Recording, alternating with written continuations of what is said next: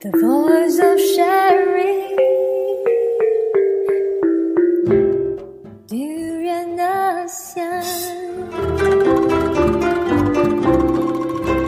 I believe each of us has a mission in life, and that one cannot truly be living their most fulfilled life until they recognize this mission and dedicate their life to pursuing it.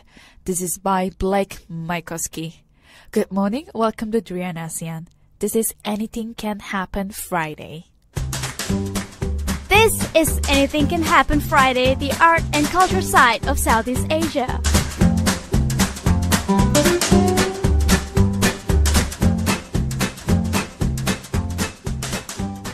We have very special guest today, all the way from quite far away, but then not too far. She's still in Malaysia. Her name is Alena Murang, and say hello to Alena. Hello. Hello. Hi. Grace. How are you? I'm good. How are you? Good. Thank you very much. And thank you so much for joining for our interviews this morning. Thanks for having me. Right. Could you briefly share us with your backgrounds? Sure. I'm from a small city called Kuching, and it's on the island of Borneo. And Kuching is in Sarawak, which is the state of East Malaysia. So how long were you there? Yeah, so I'm based in KL now, but I was born in Kuching. I studied there until I was 17. And then I went to the UK for 4 years to study. And then I moved to KL. So I've been in KL now for about 4 or 5 years. All right. So how has KL been treating you so far? It's really different from East Malaysia. So, when I first moved here, it was kind of... Did you have a culture shock? Yeah, I did actually have a culture shock. I mean, the language is more or less the same. But it's, a big city. Kuching's a small town. Yeah. But then how often do you go back to your hometown? I go back about once every 2 months, maybe. It's easy to get there. My parents are still there. My parents don't really like coming to KL. Oh, it's too busy city, is it? And it's quite an effort to come here, I think. And I like going back to Kuching. So recently you also went back to visit your parents? Yes, but we went to another city called Miri. Oh, I see. Yeah, so my dad is actually from Miri, and in the interior of Miri, which is near the Indonesian border, there's a lot of villages. So my dad actually comes from one of those villages. So yeah, my parents, my brother and I went there last week. Can elaborate more, perhaps the differences between the Miri and Kuching and the little bit of the culture differences there? So Miri and Kuching are cities in Sarawak, and I guess how Sarawak is quite different from Peninsular Malaysia is in its cultural makeup. So in Sarawak, we have over 50 different ethnic groups. There are over 50 different languages. So do you speak their language? So when I went back to the village, a lot of the elders were like, "Can you speak Kalabit?" And I'm like, I can understand it. I sing in it, but I don't really know how to speak it confidently. So I understand bits and pieces here and there. I guess I should explain my background. My dad is Kalabit, and the Kalabits are a tribe from the interiors of Borneo. And they're known for their rice. Their beautiful rice. All right. Beautiful pineapples. In the olden days, they used to be headhunters. All right. But that all changed when Christianity came in, and a lot of things changed. My mother, she's half English and half Italian, but she's lived in Sarawak for more than half her life now. So I come from a mixed background, but when you go to Sarawak, you realize a lot of people are from a mixed background. So it's a very interesting place to be. And so diverse. Yeah, so diverse. Could you explain more about the tribe that you just mentioned from your father's side? How is it there? Do people preserve the culture, the environment itself? Yeah, it's interesting, that question. They say globally there's 5,000 of us. 5,000 Kalabits. Oh, that's pretty small. It's pretty small, and a lot of people now live in the cities. So obviously in the village, it's a lot of the older generation are left there. There's some kids and some young people as well. Cultural heritage, I would say it's dying out Is there any those other priorities. help or support from the state government to preserve the oldest cultural side?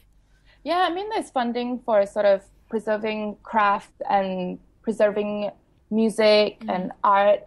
But I think the other side of it is that it's not the immediate job that people want, I mean, if you're living in the village, you don't go and think that I'm going to be a cultural musician. I see. So when I was younger, I think it helps that my mother is actually an anthropologist. All right. So, I mean, because she's not the Kalabit one, right? Yeah. But she kind of made sure that she and my aunties made sure that me and my cousins who were living in the city were learning the traditional dance. And then it eventually progressed to learning how to sing Kalabit songs. And some of these Kalabit songs were really, really old songs that only a few old ladies in the longhouse knew. All right. And then eventually, so we used to dance for functions and stuff. And eventually the CD track that we played to, it wasn't long enough to fit our dances. Yeah, so then some of the moms were like, hey, why don't you play the sape? So the sape is a traditional lute instrument. How long have you been playing? I've been playing for 11 years now.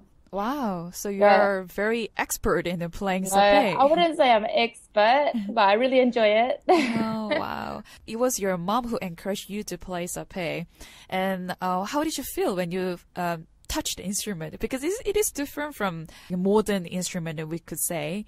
Yeah, so I played classical guitar before that. So I think for me, kind of technique was a little bit easier, but the challenge with the traditional instrument, oh wow, now I'm remembering. I'm like, don't get me started.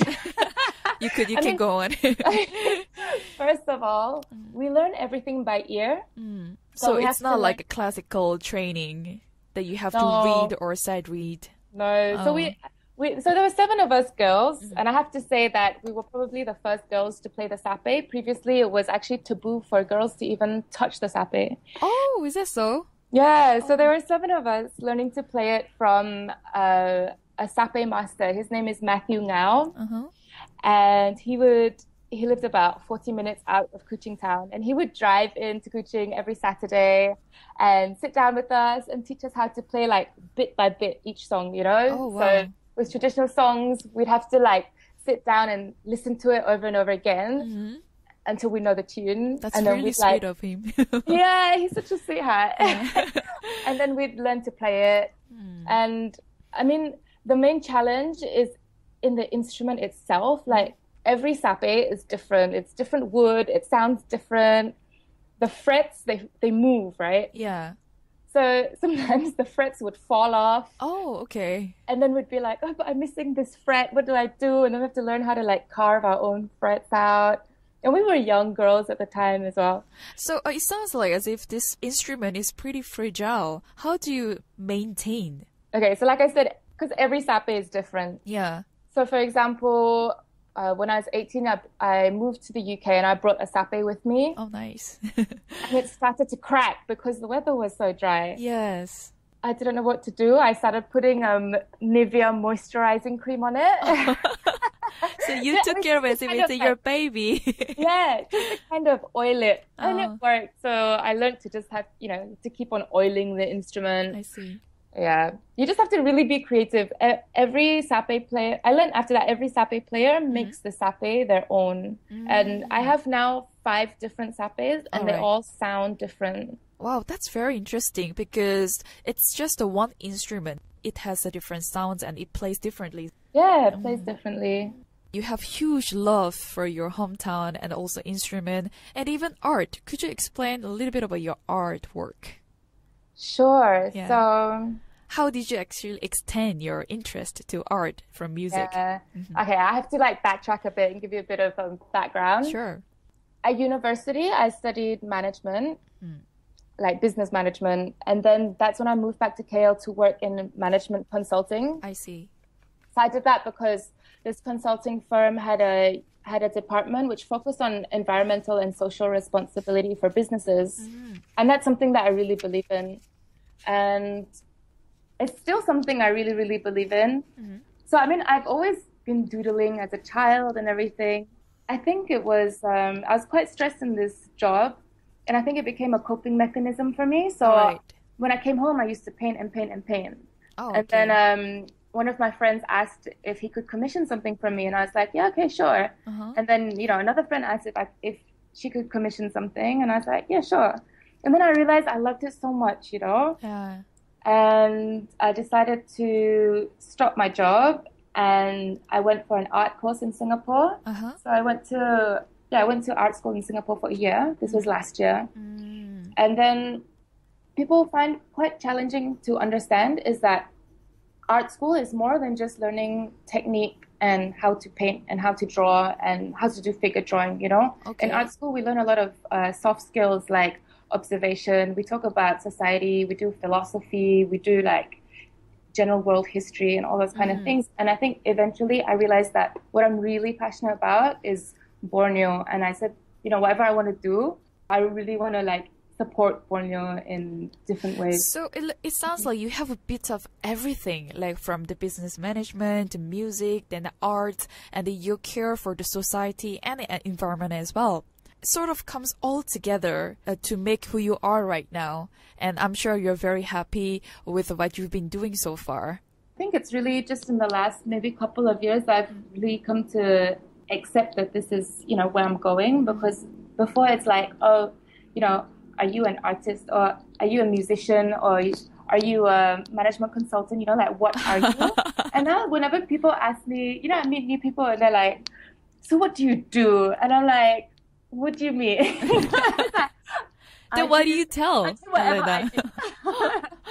So I say I'm an artist, but then I go on to explain that, how do I say this? Okay, I can put it in a quote.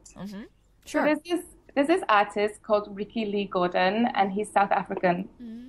And he says something along the lines of, as artists, it is our responsibility to inspire ourselves, to inspire others, to inspire change.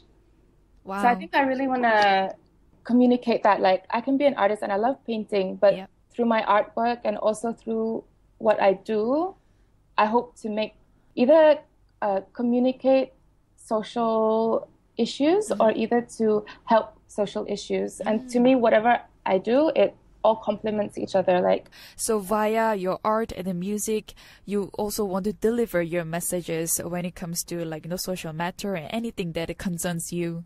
That's really beautiful, and that is also very inspiring. All right, we'll take a short break and more stories about and from Alena Murang. This is Anything Can Happen Friday, the art and culture side of Southeast Asia.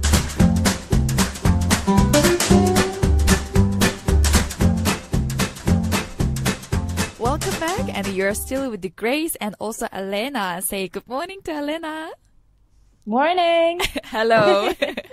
Yeah, so Alena, let's continue to talk about more about yourself, because it was very interesting just for the first segment that we talked about your background and what you've been doing. But let's dig more about being an artist. So your passion, being an artist is actually a passion-driven career, isn't it? Being an artist could be an expensive hobby. What is the hardest part? There are many challenges with being an artist. I can tell you that. Yep. In Malaysia, I guess. I think we can start from there. Yeah. The market is very young. And when I say that, it's quite hard to sell in Malaysia. Is it because of the acceptance level or understanding of art? I think it's more, understanding of art is one. I think there's definitely, I can see a developing appreciation for art. I see. Definitely.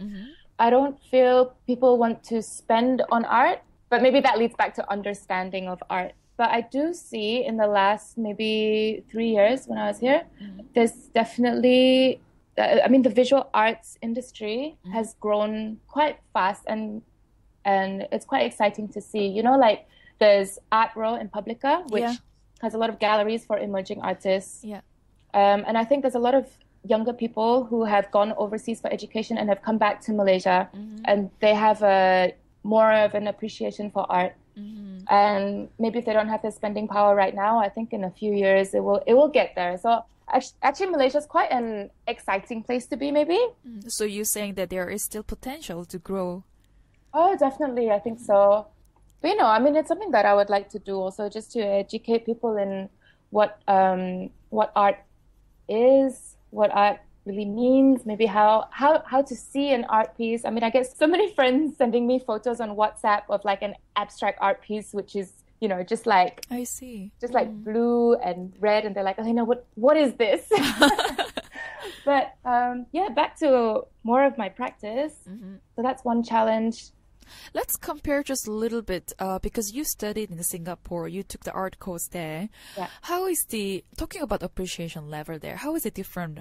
In Singapore, I mean, for one thing, I can't really compare the market because I sell a lot of my work online. Okay.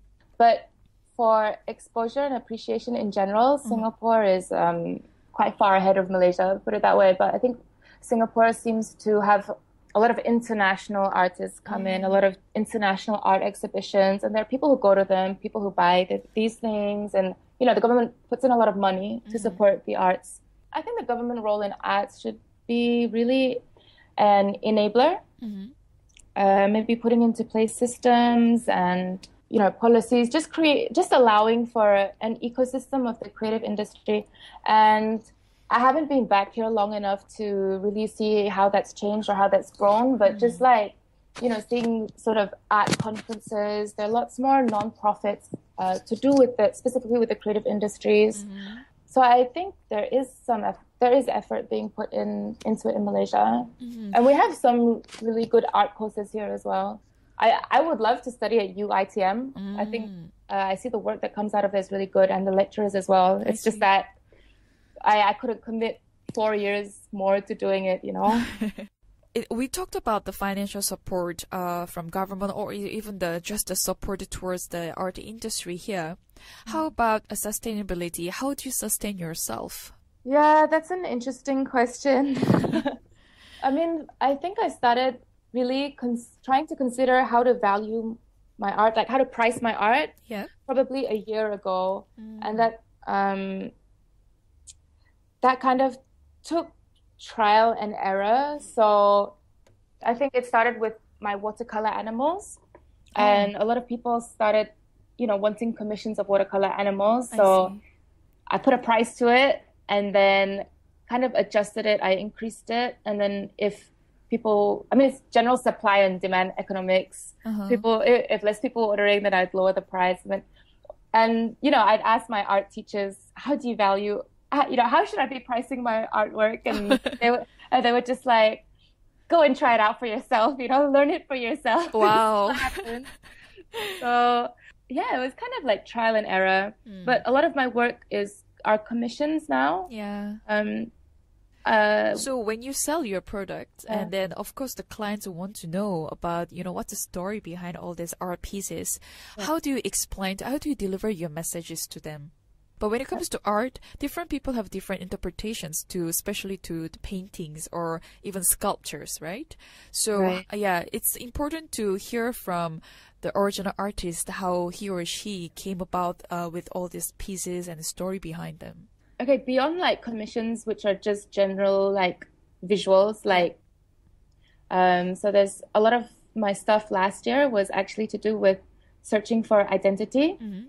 And I think it's something that I really didn't realize that I struggled with until I was forced to think about it in my final semester project. I see. So I think it's a bit of backstory, but just bear with me. No problem. So I think growing up as a mixed kid, like I never really felt like I belonged in one place, And I think it's just human nature to feel like you want to belong somewhere. So whenever I was in Asia, people thought I'm from the West. But when I was studying in England, people were like, "Oh, you're so Asian." So I was like confused, And then and then question a lot. Where do I belong? Yeah. So I think in my final semester project, it was like, go and paint your identity, and I was like, oh my god, what's my identity?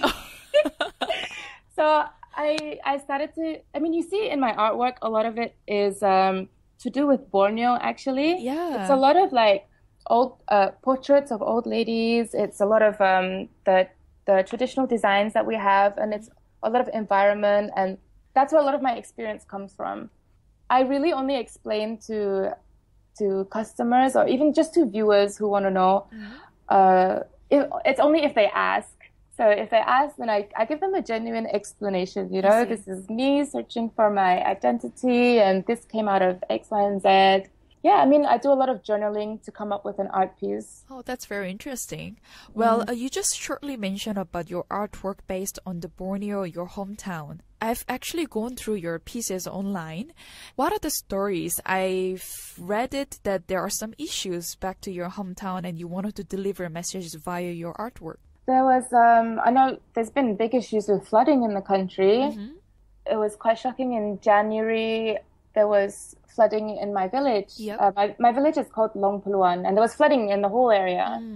So other villages as well. But the thing is, you know, it's just so rare in that area. I think flooding last happened when my dad was just a boy, you know. My village is next to a river, and luckily none of the houses were really too affected, but all the farms were affected, and all 4 bridges, which lead to the farms, which lead to the graveyards, they got washed down by the flood. I was in KOM, and my dad called me and he was like, Alena, there's been flooding. And I was like, oh, like, what can I do to help? Because, you know, the whole village is my family, and I'm so far away from it. I just want to help, you know? Like, if you said come back here and start, like, building a bridge, I'd probably do it. Not like I know how to build a bridge. And he was like, and my dad said, you could ask your friends for donation. And, you know, I don't feel nice just, like, asking my friends, like, hey, can you donate money? I just don't, because there's so many causes that need money. So I thought, you know, hey, one way I can generate money is through selling my artwork, and then and maybe I can do it, you know, faster than I can do anything else. So I took quite a few of my older pieces that were kind of lying around, and I just put them up I just put them up on my Facebook, on a Facebook album, and on my Instagram, and I priced them at, I think, a fair price, like less than what I'd usually sell them for. I see. And then I went to bed, woke up, and like I think 80% of it had been sold. So I'm using these. Brilliant. Yeah, I was like, wow. I mean, I said in this album, I said, you know, there's been all the bridges have gone down, and we need money. So everything that I sell, all the money will go to rebuilding the bridges. I've raised enough money to build one bridge, and the other bridges are going to be supported by the government and by, I'm not sure, I think it's by a private corporation is going to sponsor some of the other bridges. So how is it going after that? Are you still on all those fundraising art pieces, or is it already finished? Well, there's still art pieces for sale, but I believe I've raised just enough money to rebuild a smaller bridge. So what we're going to do is we're going to take we're going to salvage all the old planks, and then the villagers are going to build it themselves. I'm really happy with the feedback that I got and the support. It is a great achievement, actually. And then all those motive behind why you wanted to sell all those pieces, and the people, I believe people felt it. People felt it coming from this lady from Borneo wants to really give helping hand to, you know, her hometown. Well, I thank everyone for helping me as well. We're going to take another short break. Stay tuned. We're going to talk about her music.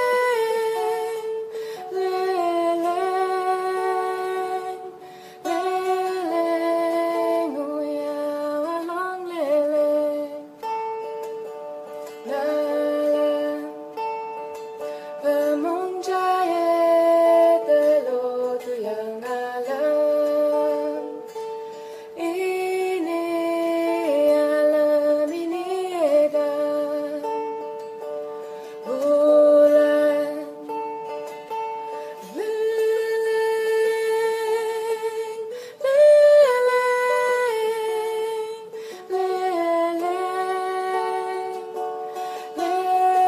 leleng oh ya walong leleng nalan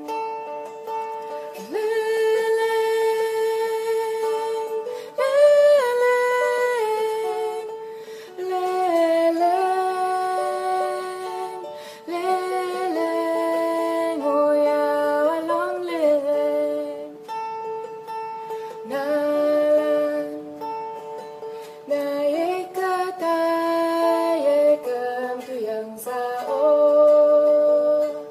sungai sao sungai lemon kanan leleng leleng leleng leleng oh ya walong leleng nalan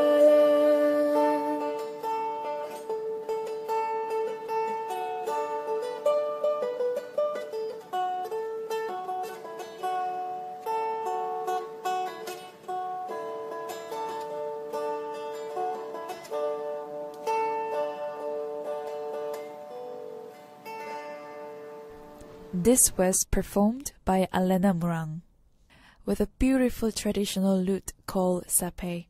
The song is called Liling. You're still with us, Durian ASEAN, the voice of discovery and sharing. This is Anything Can Happen Friday, the art and culture side of Southeast Asia.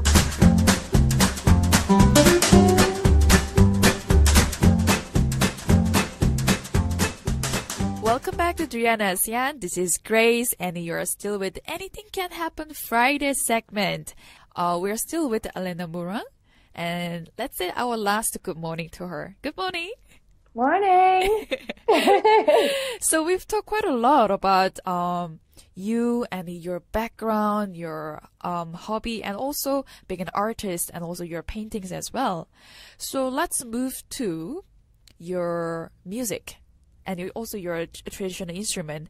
And you did mention shortly in the introduction before about your traditional instrument, how you actually did learn and how you started your music. But could you elaborate more and perhaps can share about your tour in USA? Sure. So last year, when was it now? It was in September. So I'm part of this band called Diplomats of Drum. And Diplomats of Drum, they've been around for a while now. And I'm the newest member. And it's a world music band. So I play the sape with them. But how did you get to know them? Oh, interesting story. So the first time I met them or had contact with them really is in the Rainforest World Music Festival. Oh, I see. It's a festival held in Kuching every year. And that was back in maybe 2006. 2006, all right. So I was with another band at the time, and they were still Diplomats of Drum.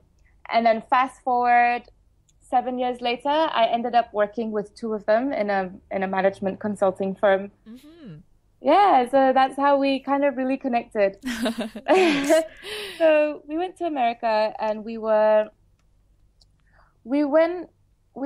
hired by Arts Midwest, which is an American nonprofit, and they have this program called Caravanserai. And Caravanserai has the aim of focusing on Muslim majority countries. So they pick one Muslim majority country every year, and they want to spread peace and understanding through the arts. Oh, that's very interesting. Yeah, so this year Malaysia was selected, and when we were there, we were in 6 different states. We were in Chicago, we were in Texas, we were in Atlanta, Florida. I can't remember off the top of my head now.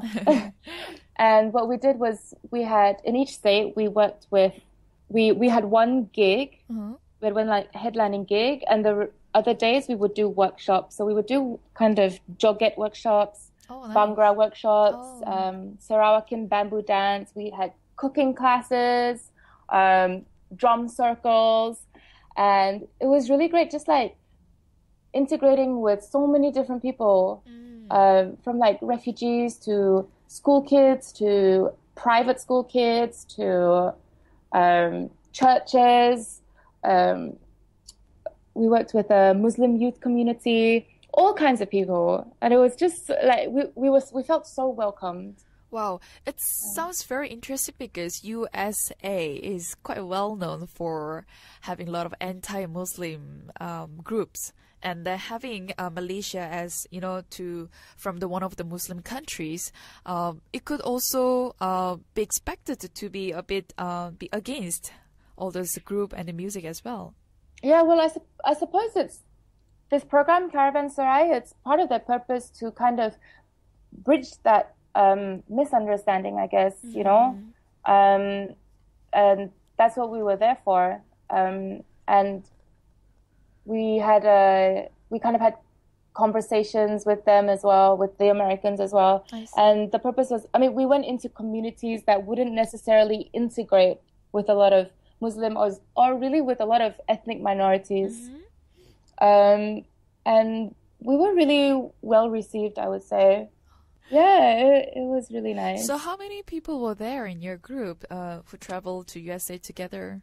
So there are 12 people in our band. I have to say I was the only girl. Oh, wow. And then I think so we traveled by bus the whole way, like from Chicago right across the state. Right across the country. So the 12 of us in the band, and in the whole bus altogether, there were about 17 of us. Oh, that's quite a lot of people. So it really became a, nice big family. Oh, that's really sweet. Yeah. And then when is the next project? Our next project, we're working on a project right now. Quite exciting. I don't know if I can really say what it is. Okay, it's an exciting project, but we'll look forward to hearing from you soon. Yeah. Definitely. So playing the traditional instruments and preserving the cultural value from Borneo, what is the most difficult part to perform outside? Yeah, the most difficult part with the sape is in the performance itself, because it's a very, very beautiful instrument to listen to. You can get lost in it. Previously, sape players would actually fall into a trance just because you get lost in the music, Oh, wow, yes. But if you put yourself if you put the sape on a world stage or like an international stage where people don't necessarily have an association with Borneo, it can become quite disconnected, because when you're on performing is a different art from mastering, And so right now the challenge is, how do we sape players make the sape accessible to all kinds of listeners? Yeah, it's a real challenge. One step that my teacher, Matthew Ngao, he was actually the first person to start singing with the sape. Singing with the sape is actually not traditional. And that has he travels around the world playing the sape, and that has actually made it a bit more accessible. But I would like to see, maybe explore more how we can do that. So how we can make it performable, Performable. How about modernizing all the traditional values? Yeah, so kind of making the sape music more contemporary. Yeah, definitely. That definitely makes it more accessible, but I think it's important at the same time to know traditional songs and to know how to play them, because that's a culture and preservation. But then obviously the other part is in making it accessible. So with Diplomats of Drum in America, we play one traditional song called Datun Julep, and it's basically the pentatonic scale going up and down, up and down.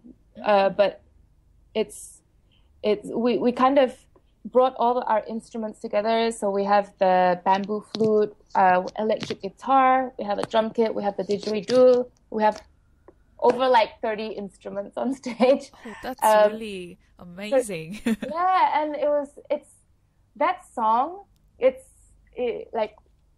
I don't know how to explain it because it's so intense, you know. I see. It's Right. one song, it's very slow, but the boys kind of composed it, so it really brings out the spirit of it. Wow. And sometimes after we play it, we just like look at each other and we go like, what was that? Like, that was amazing. And there's this guy that came up to me, this American guy. He came up to me afterwards and he was like, he looked at me and he goes, I was crying when you played that song. And I was like, Oh my goodness. okay. You know, I mean, that's one example of how to make it accessible. It's really like getting to people. So I really like to explore it more. So what is usually the message behind this music? The message behind the music, wow. Because people tend to get really drawn into the music and the tunes by itself. Yeah, I don't know what it is because it's such a limiting instrument. It only has 5 notes and it can only play in one key because it's an open chord. But somehow the sound of it and the tunes that come out, I don't know if I'm biased because I play it, you know? But it really gets to the core of of people. So I mean there are lots of stories from the old people who say, you know, all the songs came to them in a dream, and they say like even the sape came to a man in a dream and he woke up and made the sape and then played the songs that he heard in a dream. So Wow. I don't really know what the messaging is behind it, but there's definitely it's a very special instrument. So nowadays, is this playing sape as a female musicians? Is it still a taboo or it's no more? No, I mean when us young girls started playing it, no one was against it. I think everyone really encouraged it. Oh, okay. And now after that, we've seen a few girls pick it up as well. But we've definitely seen more and more younger people picking it up and, you know, starting to perform it and play it. But I'll tell you one interesting story. So apart from the sape, me and my cousins, we went to learn the old songs and old chants from the old ladies. Now, these songs, how do I put this? They weren't encouraged after Christianity came in. And that's because, for example, there's this one love song called Ulin, which has elements of animal slaughter and of having love affairs. So it's this young girl sitting down in the house, in the longhouse, and she's singing this song and she's saying, oh, it's raining outside and there's a lot of thunder, but please bring my lover back home safely from the farm. If you bring him home safely, I'll slaughter a chicken in thanks, you know, something like that. The tune is beautiful and everything. So as young girls, we were singing this song at, you know, festivals, at functions and stuff. And then one year we were singing it at a Kalabit festival. So, you know, all our relatives and all the elders were there. And we did a performance. And then some of the elders were like, oh, these young girls shouldn't be singing this song, you know, they're singing about love affairs and animal slaughters and da-da-da-da. And then one of our moms says, well, you know, these girls listen to MTV anyway. What's the difference? She's very witty. Yeah, it's so true. That is interesting. But the lyrics itself, I think it's more than that, just by interpreting literally by how it is sung, you see? Even though it's just about love, I think it's more than the love that, you know, how the lyrics came about. Yeah, I mean, it's really interesting. I can't really say much because honestly, I don't speak Kalabit very well. I think I probably sing more Kalabit than I speak Kalabit. So I don't know. I mean, you obviously know like poetic license and everything. I don't know what maybe they actually meant in metaphors, or it would be something really interesting to learn more about, definitely. For sure, for sure. How do people find you, Alena, online or about your work, your artwork, your music? Well, I just set up a website late last year. So I've got my own domain. It's www.alenamurang.com. Probably have to spell that out for you because it's not a usual name. It's ALENAMURANG.com. But most of my interaction is now on Instagram. So you can find me at AlenaMurang_art.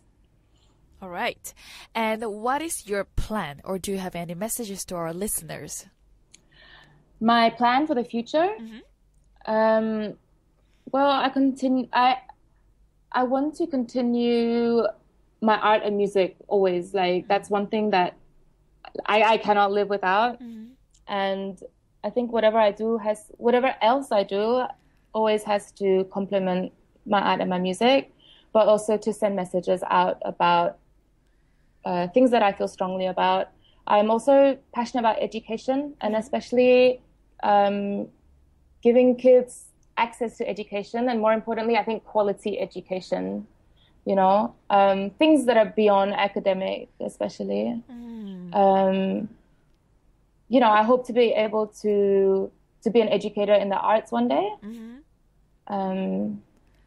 And with this, definitely your experiences, and also in the future, you'll still continue what you've been doing so far. So definitely, I think you'll become a very good educator in art and also music. Thank you. I hope so. Yeah, and then you are one of people from your hometown who will preserve the cultural values, and that's really beautiful. Yeah, and I really hope to bring it back to Borneo, because I'm currently based in KL, obviously. I'd really love to go back there and, you know, really help people see the importance, or not even the importance, just I think it's so beautiful, the art and the culture that we have there. For sure. Really just to appreciate it. Yeah. Yeah, and see, and learn it as well. For sure. As for messages, I think just the most important thing that I've learned the last 2 or 3 years is just really follow your heart and your intuition. And I know it's tough. Sometimes you kind of question if things are doable, but I know it's easier said than done, and I didn't believe it before. But if you follow your heart, I think things will work out. Yes. You'll find a way for things to work out. Yeah. And don't give up. Yeah, and you'll be happy, and that's the most important thing. All right. So that's it for our interview. And Lena, thank you so much for sharing your experiences, your knowledge, and also your interests in both art and music. Oh, thank you. Thank you for having me.